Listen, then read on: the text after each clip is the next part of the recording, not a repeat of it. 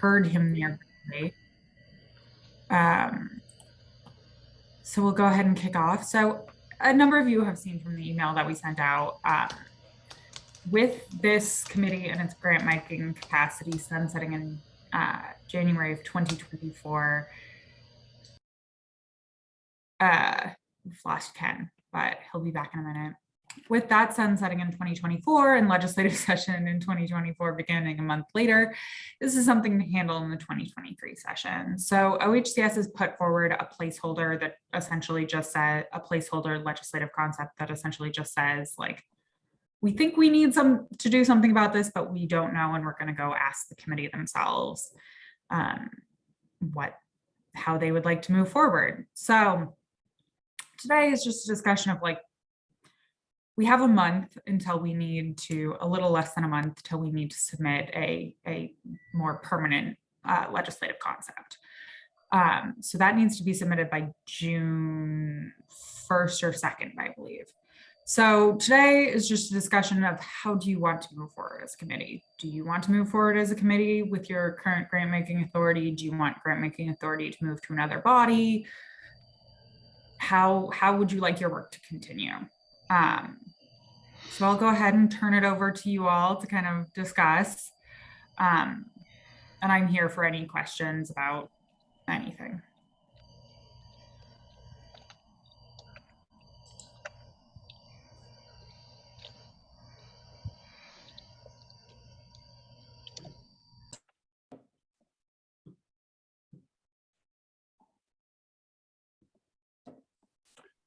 Well, I guess I'll start. I was just curious, I've read the pieces and stuff, but John, I know that you are way more intimately connected to these pieces. And I'm just part of what I was hoping was to hear from others, and see what you're thinking, and would love to hear your thoughts, John, on what you're where you're at. To inform myself. Thanks, Patrick, for giving me an opening. I do have thoughts. I did write that bill. Although negotiated it with the group known as the Manufactured Housing Landlord Tenant Coalition, no longer exists. Sections 9 and 10 of Senate Bill 586 are separate. Not the same purpose, not the same rationales. Section 10 is the one that created this group, the Dispute Resolution Advisory Committee. And it had a couple of purposes. One of them, the main one really, was to monitor how this revolutionary new idea of mandatory mediation. I can remember talking to Patrick before all this, and Patrick giving me the totally reasonable mediator view, which is mediation is not mandatory. You can't do that. But so that's what we've tried to do with that particular provision. And both landlords and tenants supported the concept because they were hopeful that mediation would be cheaper, more effective, quicker, make fewer enemies than going to court, because that's the ultimate bottom line. Somebody asked me as a lawyer, can I do X, Y, or Z? The bottom line is, what's the judge going to say on the day that you're in the courtroom? And you don't want to be there because you don't know what's going to happen. So mediation is a whole lot less threatening and beneficial, we thought. So both sides supported the mandatory mediation, but we weren't sure that we were doing it right. I mean, I'm no mediation expert. And so we anticipated that there might be things that would have to be changed or corrected. And this would be one way to do it, would be to have an advisory committee that would do that. The second purpose for the committee, though, was to try to reassure the landlords. The leader of the there are two landlord groups, one mostly Californians, one a mix. And the latter is MHCO, Manufactured Housing Communities of Oregon, led by Chuck Carpenter. Been around doing this for a long, long time. Chuck does not trust state agencies. Doesn't matter which agency we're talking about, he doesn't trust them. He's fearful. And so to him, one of the purposes of the DRAC was to give landlords some reassurance that they could have some input to make sure that the agency didn't run roughshod over poor landlords. Now, Have they participated in DRAC? No. Do you, other than Jan, who doesn't distrust HCS, we haven't really had landlord participation, and people have reached out to Chuck Carpenter left and right trying to get participation, and it's not there. So I don't know that that's a good reason to continue. I think the first reason, though, to monitor mediation to see if it's working, is still has value. Although I'll note that it seems to me, just as an observer, because I'm not part of this, it seems to me that one purpose of it has developed to be promoting communication between the CDRCs and HCS. So, which is, I mean, I don't have a dog in that fight, but if the CDRCs feel that way, I can understand that, and I can see a benefit to that. So that has to do with Section 10. Which is the question would be there, should we extend the sunset for the Dispute Resolution Advisory Committee? The Section 9 has to do with the attorney concept, it's totally separate from the DRAC. DRAC does not have any grant-making authority over the attorney provision. That's an HCS role. The statute gives that responsibility to HCS. The money, it was intended to be a 4-year pilot project using the revenues from the special assessment that the tenants pay every year, $10. And there was a reserve. I don't know how much it is anymore. It always makes me nervous because if you're a lobbyist, you know that legislatures occasionally are short of money and they look around and try to grab stuff that is sitting there unused. But anyway, the concept was a 4-year pilot to see where it was. And from the tenant, this is Section 9. This is the attorney idea. The tenants, this is a common tenant complaint. What good does it do us to get all these good laws with tenant protections passed, including mediation, if nobody enforces them? Well, so as a lawyer, and Ken actually pushes me on this. There are very few, very few civil statutes that are enforced by a state agency. And the only state that enforces manufactured housing landlord tenant law is Washington State, and that program costs more than $1 million a year. So I'm not optimistic about Oregon legislature doing that. So this was sort of a compromise. Okay, we're not going to have state enforcement of landlord tenant law. I should note that in Washington State, something like 95% of the complaints that are investigated by the Attorney General in Washington are from the tenants, not from the landlord. So it's mostly a pro-tenant provision. But so this concept was, well, okay, let's pay for a lawyer who statewide would work on tenant issues, representing individual tenants, but also doing bigger issues, and see whether that has a value. We got a very tardy start. Part of that was HCS. I mean, anybody who works at HCS knows that they've been overwhelmed with assignments from the legislature. And this was not a pressing one. I was not pressing for it to be done because I was busy too. So it didn't get authorized by HCS and the Oregon Attorney General until a couple of months ago. And I can happily say that yesterday we interviewed a candidate that I believe we will offer the job to. She's a lawyer. She's been out of law school about 6 years. She clerked for a local trial court judge, and she's been doing eviction defense with our eviction defense project. So she's not familiar with manufactured housing landlord tenant law, but then God, who is in the legal world, because it's so arcane and you don't get paying clients. So this pilot has just started or just about to start. And so I would hope that we would recommend that HCS would do a legislative concept to extend that, because we haven't spent the money. We haven't done the pilot, but we haven't had the trial. And we're just now starting, and I don't want it to end on December 31, 2023. And if HCS is uncomfortable with doing that as a legislative concept, then I would certainly work hard to find a legislator who would support that. I don't know that there'd be any opposition to it. So is that what you were thinking of, Patrick, the background? I view the two sections as really different. I think the section that DRAC ought to be worried about or thinking about is Section 10, which is the one that created DRAC. and requires the report. And do we think that DRAC has a value and ought to continue? Yeah, thank you, John. That's super, super helpful. There was one part I wanted to clarify and get your thoughts on. I mean,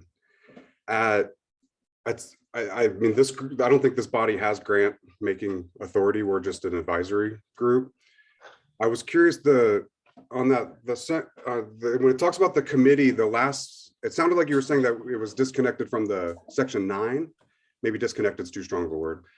But at that last sentence, it says that advise OHCS on the mandatory mediation required by section 8 of this act and the grants provided under section 9 of the 2019 act. So my understanding is that the committee is supposed to be making recommendations to housing on the grants for the attorneys, as well as just the overall program design. And I didn't know if that sounded different than what you were saying. So I just was wanting to bring that up, see if there was something there.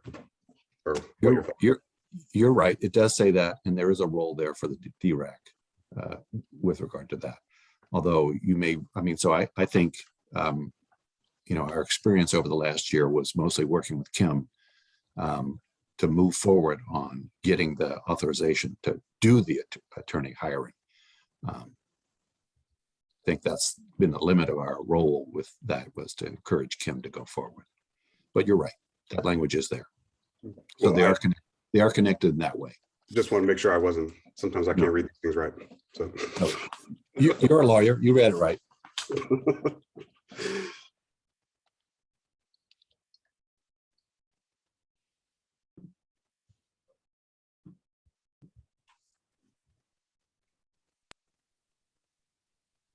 Patrick, if you're trying to talk, I think you're on mute.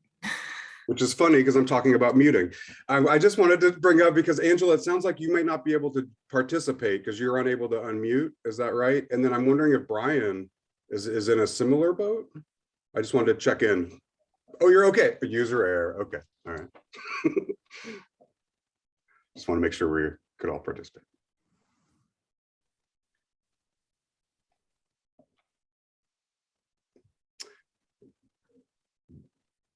So I guess for me, the question is whether others think that DRAC has a value with regard to mediation. I was given some space. I'll talk while others are thinking.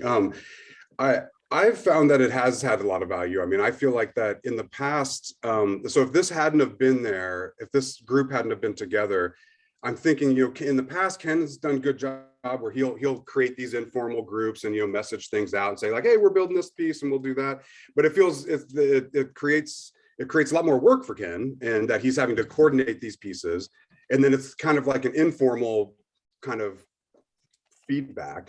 And I've felt like that we were able to support OHCS and their program design a lot more and give more feedback back in this more formalized way. And so I feel like it's been helpful to be able to give these pieces together and work together on those. And then also with that, I think it's a loose connection, but because it's connected to the attorney piece, and then I think it sounds like that John's saying that he thinks that the section 9 needs to go, which makes a lot of sense, that we're still pushing that out and don't want to stop it now. It's a loose connection, but because there's a connection, if there's anything that has to come up in the future, to me, that makes sense to keep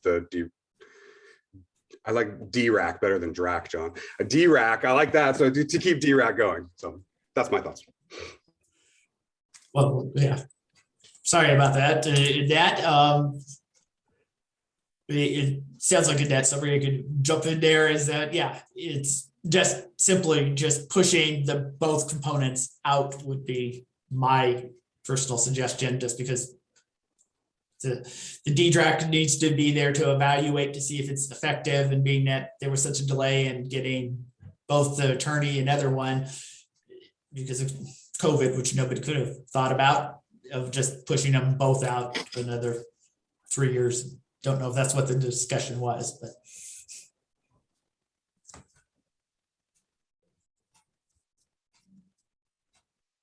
I'll just note, I don't know whether Alexandria has thought about this, that if you do you retain a sunset And if so, how long do you push it out?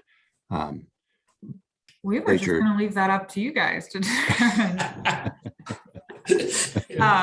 No, we were bringing this to you to kind of think about how you wanted to structure that, kind of gather your ideas together and turn that into kind of our basis for the legislative concept. We were not going to put any kind of, restrictions on your thinking. Yeah, that's where I was viewing it in terms of the most simple way would be to say, oh, let's push it out another 3 years from how it was done originally because of, like I said, everything that happened without going into the detail. But I hear John's piece is like, oh, can that be done legislatively that simple? On that, I did have a question, being that it actually sunsets prior to the start of the session. Is that a problem at all? Because it sunsets January 31st and the session actually doesn't start to February, does it? It sunsets January of 2024. So this concept would come forward in January of would be before the 2023 session. Yeah. So that's the way you want to do it, Brian. Yeah. If you're going to extend it, you would want to extend it in a long session and not in a short session, because God knows what happens in a short session. Got it. No, thank you for that clarity. I was just off on my ears. The way the legislature runs is confusing. Especially because we're discussing 2023 now. Yeah. And if you wanted to do another sunset, you do an even number of years so that it continues to work that same way. So not 3 years, but 4. Okay. My own sense is that unless you have a sunset, some of these things go on forever, and you'll end up with, at some point, we'll all be either dead or disinterested in this.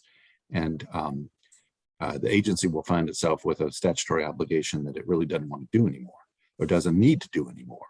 I sat in on HCS's Ledge Concepts meeting yesterday, and they're proposing to do away with something called the Housing Choice Advisory Committee, which I'm also on, and which I wish that the key HCS people had discussed with that committee first.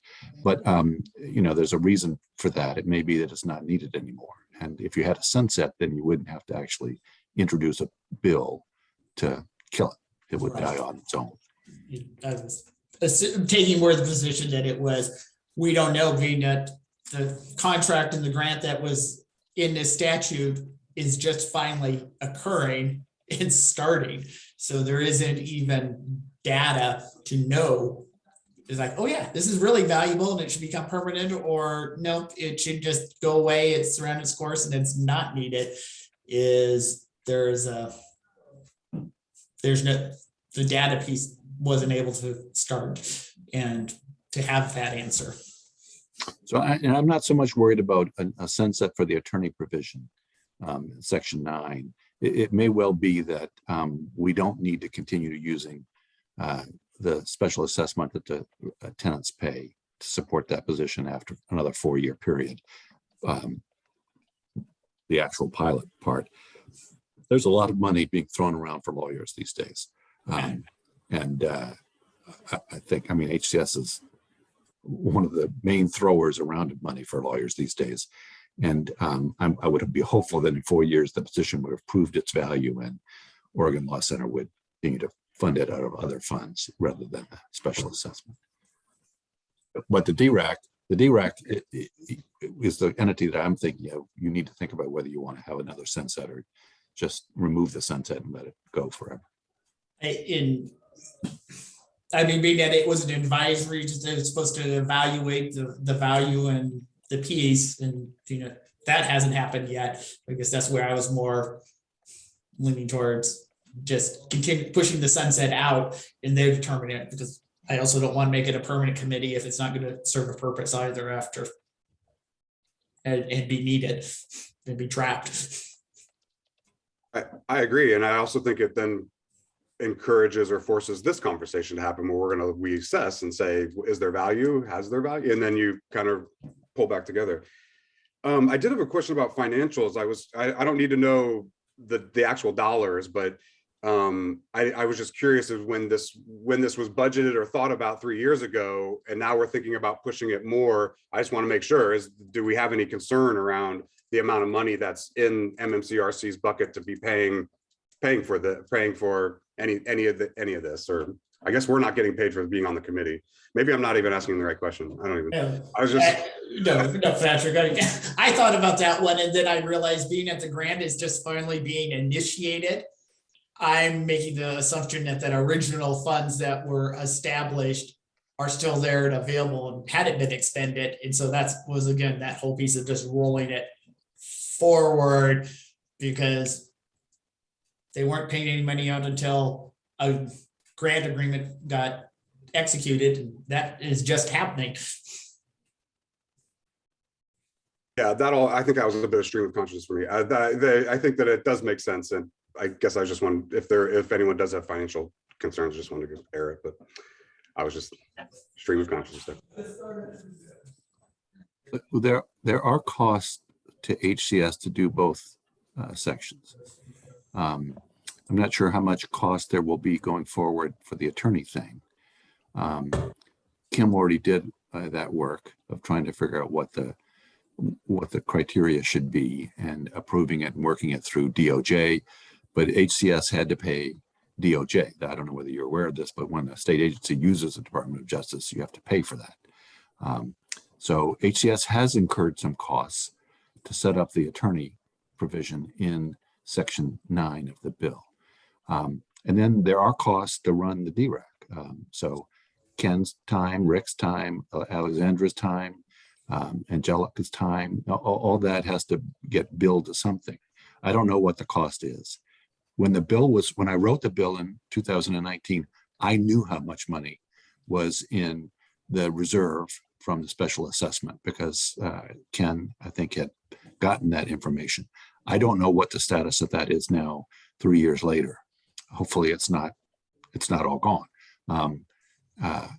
But that's all I can say about it. The money was there in 2019. Whether it's still there, I don't know. And also now there will be the revenue coming in from the marina side that just began this year as well, which is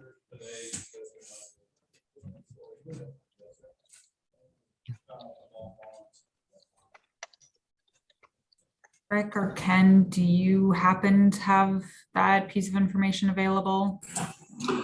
No, that's not, I can find out, but that's not something I've looked at yet. Be helpful. I don't know that you should kill yourself to try to figure it out, Rick. No, it's just a matter of trying to find out, number one, locating where that information would be, but that's something I could chase down. When we did the bill in 2019, it seemed to have a surplus of more than $1 million. And the attorney pilot project was for 400,000 over 4 years, 100,000 a year for 4 years. Great. Don't want an unfunded mandate for them on the committee piece. So.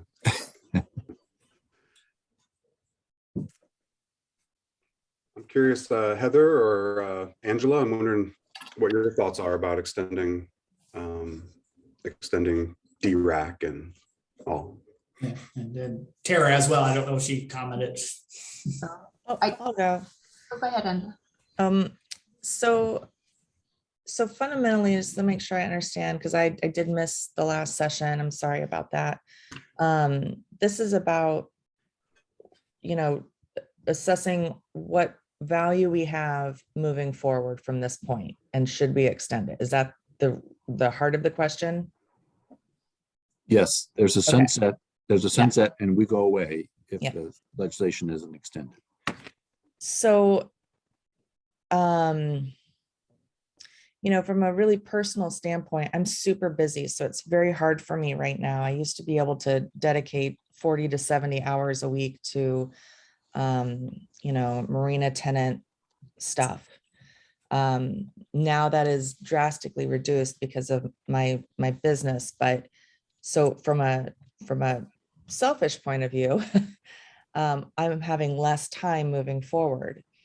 However, I have found that DRAC in itself has been a tremendous value to tenants. And I think about the work that we've done, the private sessions that Ken and I worked on with Jan, you know, developing handouts and the connection between me and OHCS, and developing the list of, you know, continuing education stuff for bringing the marinas on. And I know that's not exactly, you know, under the header of DRAC, but I just think of all these different ways that we've worked together.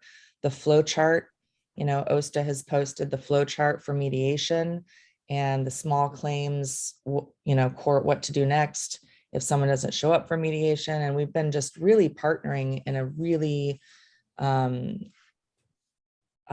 positive way to help tenants. And there's a part of me that fears that if DRAC goes away, that some of that education, some of those education pieces, and also connectivity, and also those efforts outside the Zoom meetings we have as a unit would go away. And I feel like, as far as a pulse goes on tenants, I feel like they're just now kind of learning about mandatory mediation and the value of that. And we're still at OSTA educating every week people, you know, using the informational handouts that were developed in DRAC. So I feel like this is in an arc. I feel like we're just still, this is the beginning. Feels to me like a tipping point, because we've done all this great work. Now it's up to us to get it in the hands of the people. But also the Section 10 reporting, I feel like if we don't report the great wins that we've had, I do feel like maybe the group and the effort and the whole program itself could be at risk of going away if there's a landlord group that gets sick of having to go to mediation all the time. So I guess those are just kind of my thoughts on the whole thing. I feel like, for me, it seems a little bit early to disband DRAC, and I think it'd be interesting to have another go of it, and you know, maybe another sunset. You know, we created something new. There were no rules, there were no processes, we didn't know each other. And it took quite a while for us to take the training wheels off and do the good work that we did. And so I guess I'd like to see episode 2 of DRAC. And so I guess that's it. Yeah, appreciate that. And that piece of, we've been building the systems and processes, know that we just finally have even the data collection side to create stats on where it's at and what the issues are in that. So hearing that acknowledgement, so wanting to continue at it for another period, and then find out when we have data and numbers and other pieces. And the great part is, hopefully too, we won't have to meet as often to review meaningful data and know where it's at, and as well as then be able to report that back to the legislation. Yeah, we refer to it as building the machine, and you know, it takes so much effort for so many people to build the machine, but once it's built, it runs. And you know, the amount of volume of hours and dedication does reduce. So it's I mean, I'd like to see what happens when it's just running. Thank you. Heather? I apologize for being a little late and jumping on. Forgive me. I might have missed this if it was at the beginning, but one of my concerns, if we were to end now, is that we haven't actually seen the process continually go through with the reporting back to the agency and seeing what that is. And so if there was advisory things or work around that, I would hate to see it just fizzle because we didn't follow through. So while I'm busy and more meetings is not ideal, I would be willing to commit a great, another go around to see one that we complete well the process and that we are there for advisory capacity should the reporting piece where we send our letters and the letters get sent out to the participants. And then reporting, I have not submitted a single metric since last year or the last fiscal year, simply because we didn't have a contractor in the means and the ways to do that. So there's backup work and things that are coming in, and then there's other centers I think that are going to have work to report. So while I am not one to easily give my time away for more meetings, I would say that this has probably got some value left or some place where it may be needed. Great. Value added. Tara?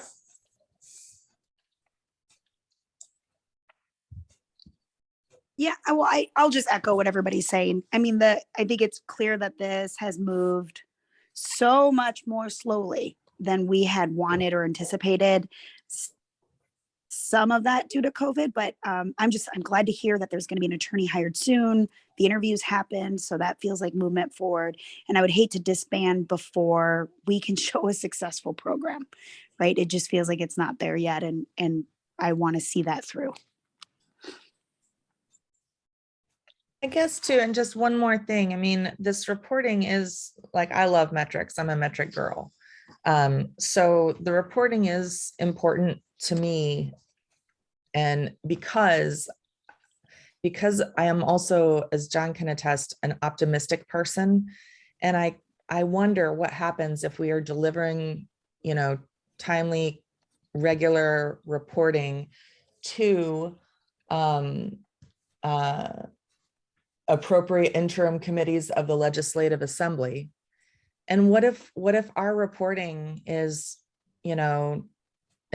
inspirational, that maybe certain legislators take up this cause and say, wow, mediation is working here. How can we expand this? How can we make this available to other places in the state that need people talking? I mean, what a time we live in where it's just so easy to scream at people on social media than it is to work things out. So I guess part of it too is emotional. I just feel the optimism of being able to present this to people who can really make a difference. So it doesn't always have to be the coalition carrying the legislation or OSTA, fighting for things. And, maybe the reporting in itself can somehow spark people who actually can move legislation forward to help people, to help more tenants, to help just in other areas. I think the mediation is just such a beautiful thing. And I'm so grateful that we were able to pass this bit of legislation. And I think if I feel that way, there's got to be, 100,000 other Oregonians who would think that way if they had used it and knew about it. And, maybe we could really make a big change with the reporting that we do. Of course, I get it. People tell me I'm overly optimistic, but that's also, part of the reason I think that I would like to continue.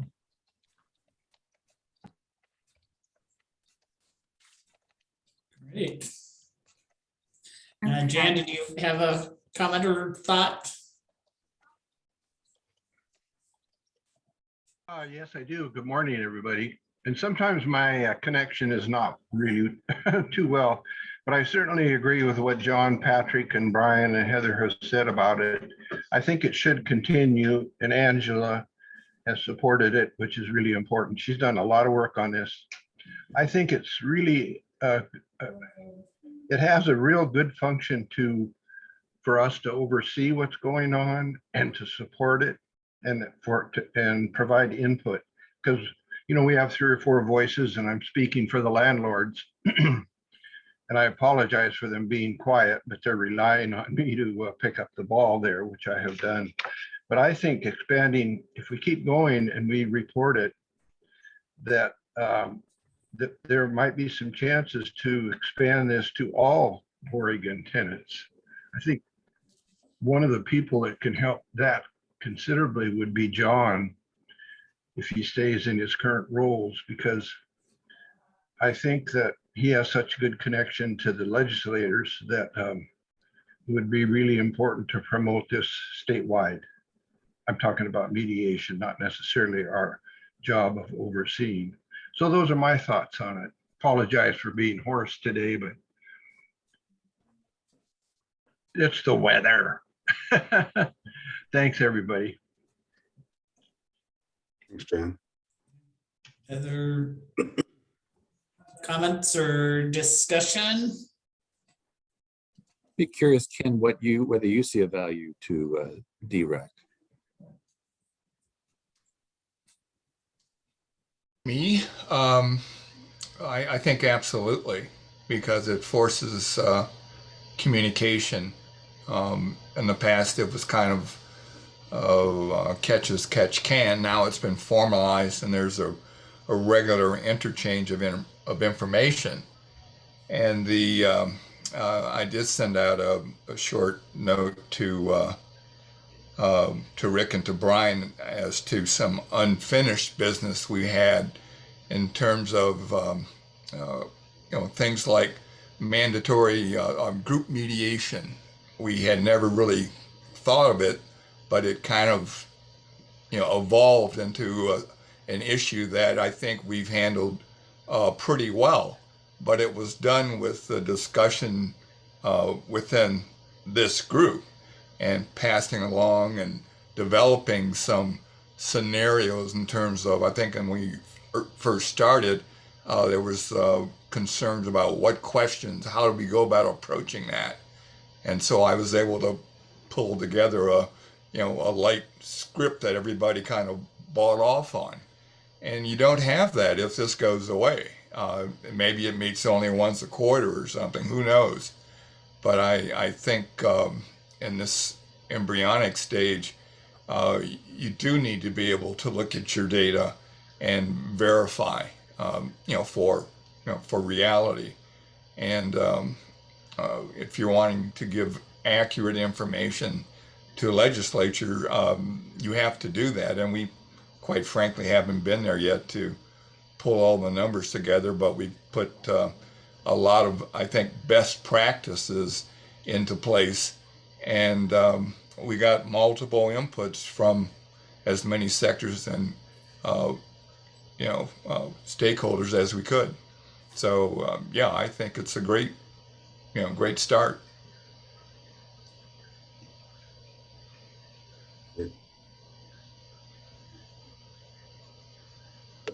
I've been sort of,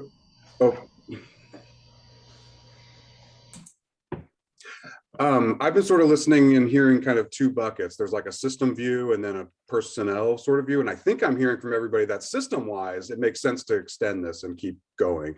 And then on the other side is I heard from a couple of you that just personally, it's challenging. It's a lot of time and it's a lot of commitment. And so from a systems view, if it feels like it needs to go forward, which I agree with, I think it should, that's great. And then I just ask each member to really think and say, can I personally commit my time to this future engagement? And if I can't, then help us find someone that would fill your role and to be able to continue the work after you. I don't think that our question here today is, do each of these members need to be continuing? It's more of like, does the committee as a whole? And I love working with all of you and I don't want anyone to leave, but at the same time, I get that people are busy and I just like to have that succession planning. And so just to put that out there for folks.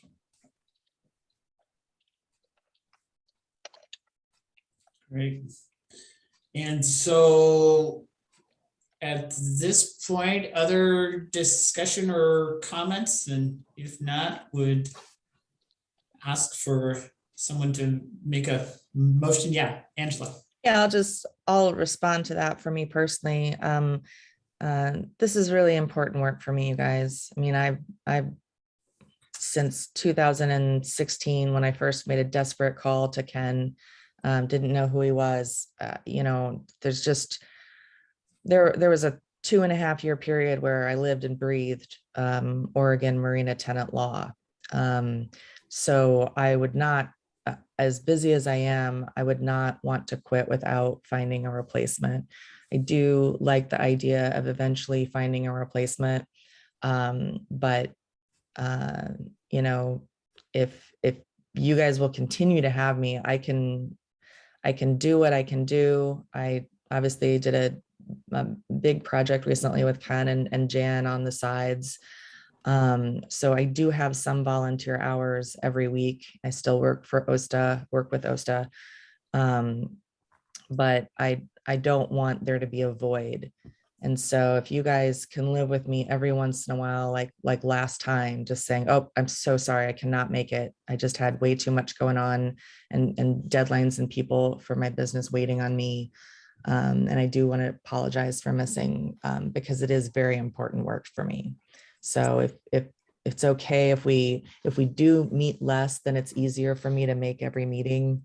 But I'm not saying that's what we should do. I'm just saying that, you know, I'm just as committed as I ever was.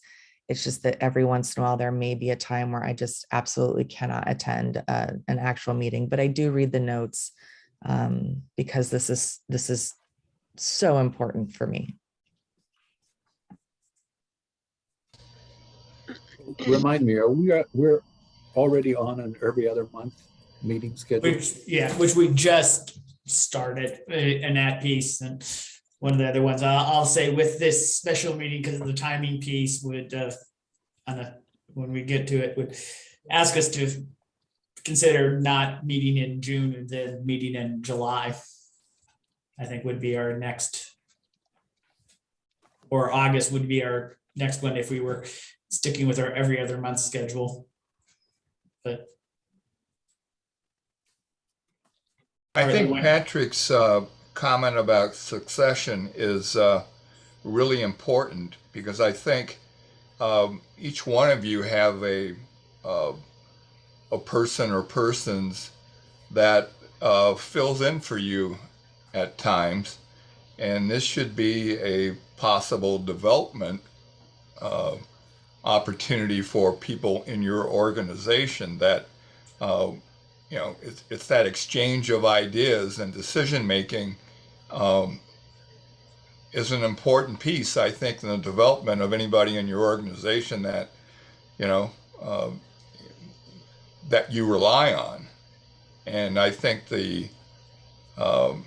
again, you need a mix of people with different ideas. The same people coming every year, every week, isn't necessarily the best formula, and you're going to want to get some different ideas, even though they may, you know, mirror your own. I think it's healthy for the organization in itself.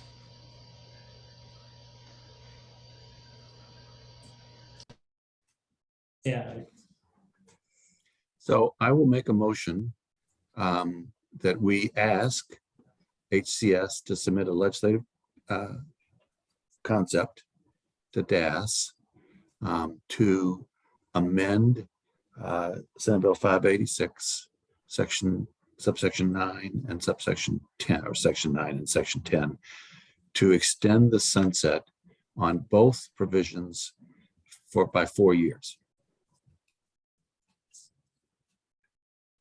And I second that. all in any discussion? I wanted to say one other thing. Thank you. Ken reminded me that the mediation statute is not perfect. Angela made a list some time ago of questions and problems, and Ken's, I have no idea what to do really. Maybe Ken's figured out a solution with the group mediation issues. And that gets tangled up with committees of 7, and what if there's competing committees of 7, and blah, blah, blah. And I frankly don't see another coalition, at least not in the near future. And, but I do agree that there are questions that Angela identified, and I'm sure that we all are thinking of other issues that could be fixed in that statute. And I wouldn't necessarily think we should do that in 23, but we could begin to work towards what those fixes might be. So that's another reason for continuing. Others?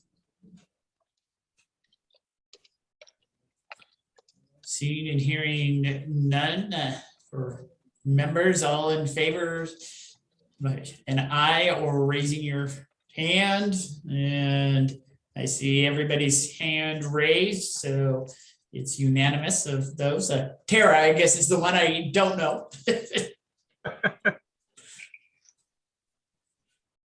Oh, yeah, there was her virtual hand, so perfect. So unanimous recommendation to that, and it carries.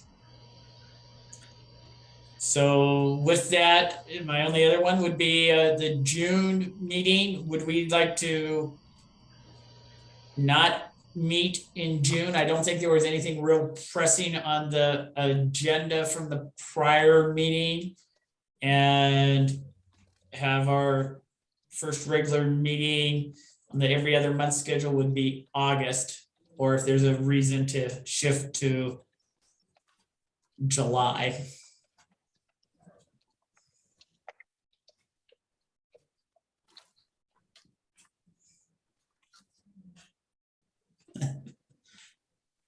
I hear no objection from staff, but we're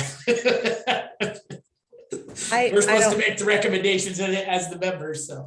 So would the date be August 3rd for the next, if we skip? That's July? what, yeah, I could go either way. I don't have a strong preference. I could meet in July, I could meet in August, but I think just a small preference for August, just because opening a business is hard and I'm in the middle of it. So that's just from a personal standpoint.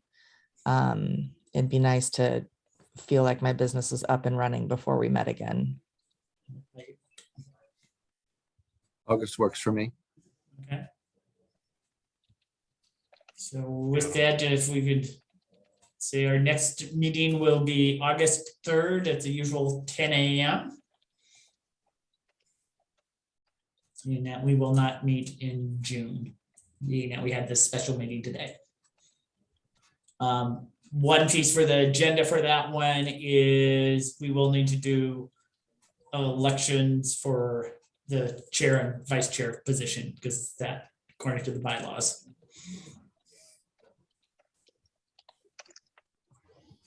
So.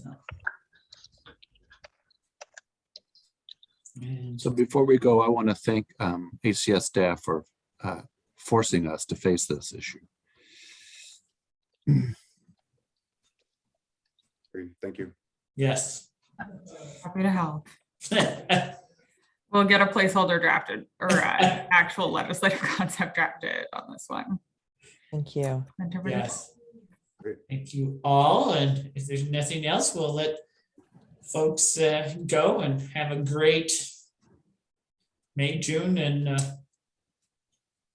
July, and see everybody in August. Thanks, everybody. Bye-bye. Happy Thank you. summer. Have a good day. All right. Bye-bye.